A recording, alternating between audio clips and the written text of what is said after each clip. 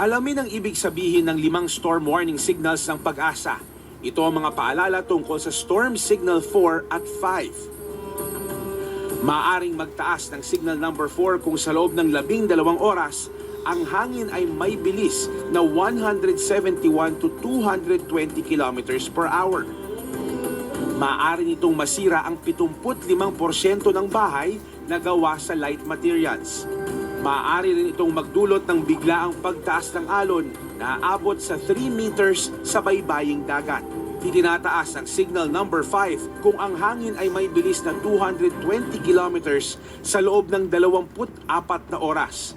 Pinapayo ang agarang paglikas sa mga residenteng malapit sa baybaying dagat dahil inaasahan ang pagtaas ng alon na higit sa 3 meters.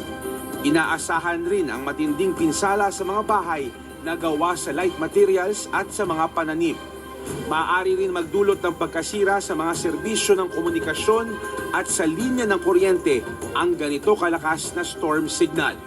Mag-ingat, maging alerto at laging tumutok sa DZMM Teleradyo at makinig sa DZMM Radyo Patrol sa 6:30.